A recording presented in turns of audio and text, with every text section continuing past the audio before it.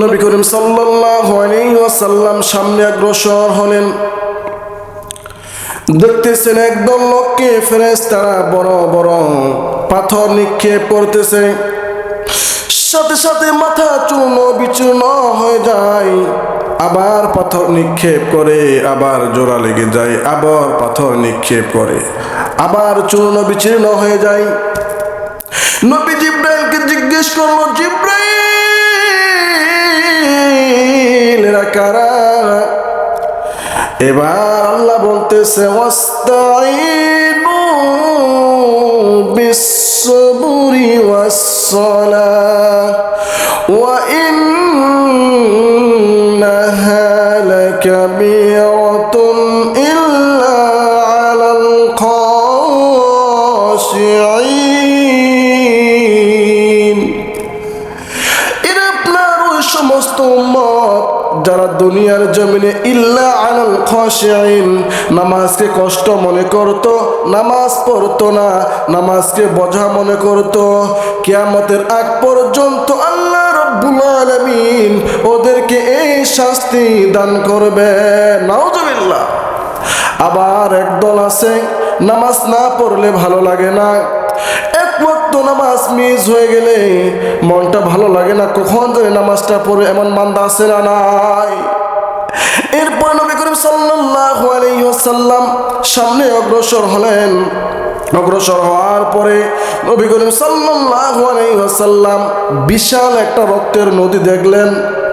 কিছু মানুষ সেখানে সাঁতার দেয়, ফেরেশতারা পাথর মারে, উঠবে উঠবে আমার কিনারায় চলে যায়, আবার পাথর মারে, আবার মাঝখানে চলে যায়, এইভাবে পাথর মারে, উঠবে উঠবে কিনারায় চলে আসে, আবার পাথর মারে। এবার নবীজি জিব্রাইলকে বলল, জিব্রাইল রে এরা কারা?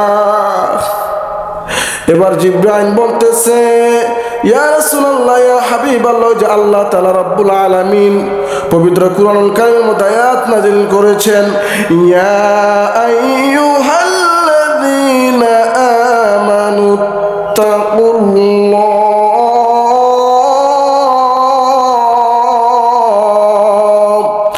ওয়া যারু মা বাকিয়া মিনার রিবা ইন কুনতুম মুমিনিন। আল্লাহ রাব্বুল আলামিন বলেছেন, ওই ঈমানদারেরা তোমরা আল্লাহকে ভয় করো, সুদের মতো টাকা পয়সা, সুদের যত বকেয়া আছে, তোমরা এই সুদের বকেয়া তোমরা এইগুলো ফেরত দিয়ে দাও। সুদের যত বকেয়া আছে এগুলো তোমরা কি করো? ফেরত দিয়ে দাও। তোমরা সুদ খাইও না, সুদ দিবা না, সুদ দিবা না। আল্লাহ রাব্বুল আলামিন বলতেছেন, فَإِن لَّمْ تَفْعَلُوا فَأَذِنُوا بِحَرْبٍ مِّنَ اللَّهِ وَرَسُولِهِ। এরপরেও যদি সুদ খাও তাহলে আমি আল্লাহ এবং আমার বন্ধু মুহাম্মদ সাল্লাল্লাহু আলাইহি ওয়াসাল্লাম তোমাদের বিরুদ্ধে যুদ্ধ করব। যেখানে আল্লাহ রাব্বুল আলামিন এবং মুহাম্মদ সাল্লাল্লাহু আলাইহি ওয়াসাল্লাম যদি আপনার আমার বিরুদ্ধে যদি যুদ্ধ করে, তাহলে সেই যুদ্ধের মধ্যে কি আমরা সফলতা অর্জন করতে পারবো? সম্ভব না। এই জন্য আমার ভাইয়েরা, জিব্রাইল বলে, নবী সাগরের মাঝখানে যে পাথরের আঘাত হচ্ছে, ওরা মরেও না, বাঁচেও না, যন্ত্রণায় চিৎকার করে, এরা প্রত্যেকটা হচ্ছে সুদখোর। আল্লাহ রাব্বুল আলামিন আমাদের সকলকেই এই ভাইরাস, এই মরণবিধি ভাইরাস, এই ক্যান্সার নামক ভাইরাস, এই সুদ থেকে আমাদের সকলকে হেফাজত রাখুক। ওয়া মা তাওফিক ইল্লা বিল্লাহ। এরপরে নবী করিম সাল্লাল্লাহু আলাইহি ওয়াসাল্লাম সামনে অগ্রসর হলো। সামনে অগ্রসর হওয়ার পরে দেখতেছেন আগুনের গর্তের মধ্যে নারী পুরুষ উলঙ্গ অবস্থায় হাউমাউ করে কান্না করতেছে।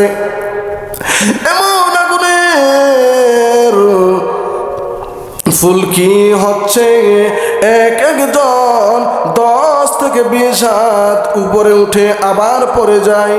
জিব্রাইল বলে, জিব্রাইলকে বলে, ও জিব্রাইল এরা কারা? এবার বলতেছে আল্লাহ রাব্বুল আলামিন, ওয়ালা তাকরাবুজ জিনা ইন্নাহু কানা ফাহিশা। যারা জিনা করেছে, ইফতিজিং করেছে, পরনারীর সাথে খারাপ কাজে লিপ্ত হয়েছে, খারাপ কাজ করেছে, এরা হলো আপনার ওই উম্মত। আল্লাহ রাব্বুল আলামিন কিয়ামতের আগ পর্যন্ত এদেরকে এই শাস্তি দান করবেন। আমার নবীজি সামনে অগ্রসর হলো।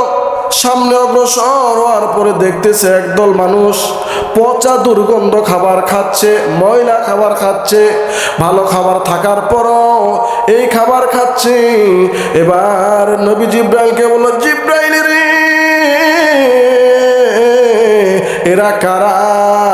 এবার বলতেছে এরা হলো আপনার ওই সমস্ত উম্মত যারা বৈধ খাবারের সাথে খারাপ খাবার খেয়েছে, অবৈধ খাবার খেয়েছে, অর্থাৎ হালাল খাবার থাকতেও এরা হারাম খাবার খেয়েছে। এরা হলো আপনার ওই সমস্ত উম্মত।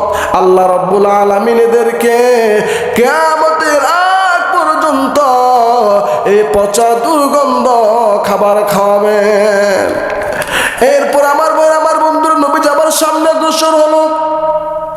এবার নবীজি দেখলো কিছু মানুষ বড় বড় তাদের হাতের নখগুলো দিয়া তাদের শরীরটা ক্ষত বিক্ষত করতেছে, খামচাচ্ছে।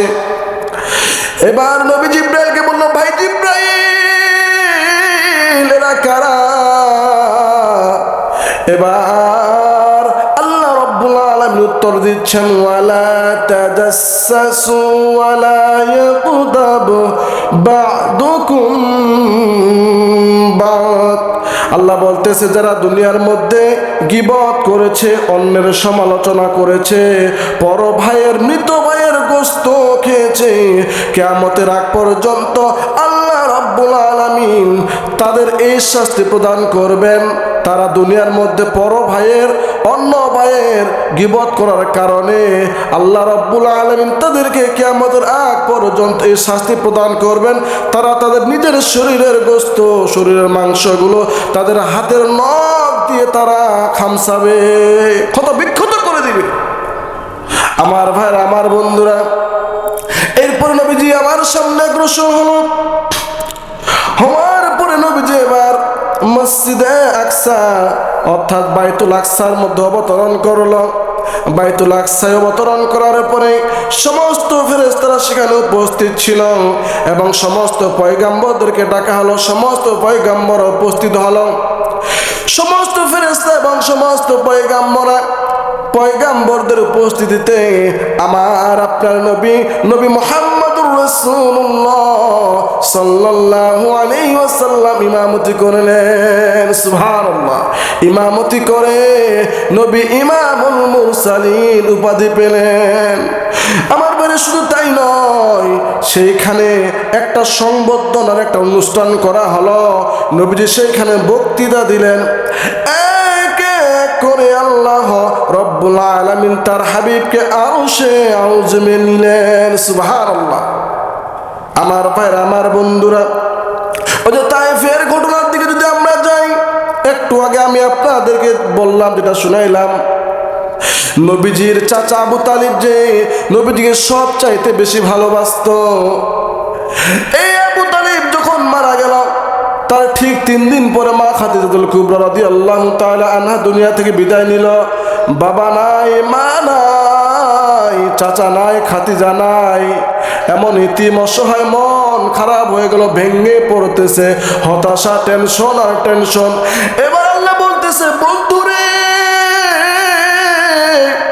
আপনি টেনশন করতেছিলেন, আপনার স্ত্রী চলে গেল, আপনার চাচা চলে গেল, আপনার মা নাই, বাবা নাই, আপনি বড় মনে হয় এতিম হয়ে গেছেন। ও বন্ধু, না না, আপনি এতিম নয়, বরং আমি আল্লাহ রাব্বুল আলামিন বলতেছি, ওয়া রাফা'না লাকা যিকরাক।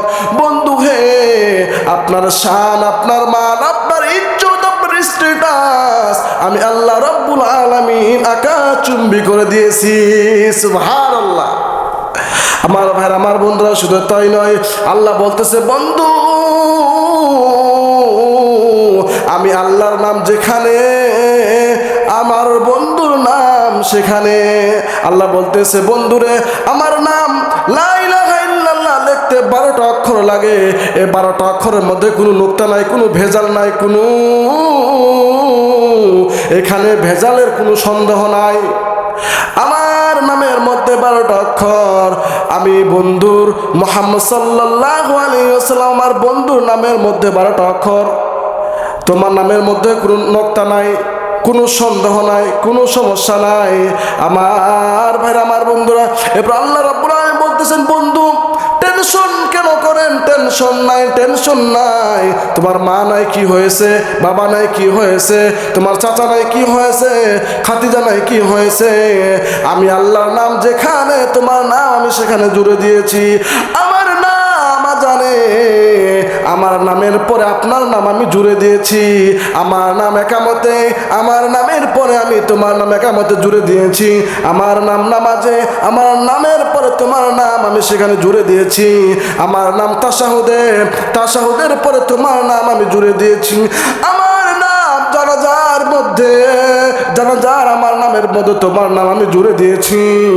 মরণের সময় যখন বলা হবে বিসমিল্লাহি ওয়া আলা মিল্লাতি রাসূলিল্লাহ, বিসমিল্লাহি ওয়া আলা মিল্লাতি রাসূলিল্লাহ।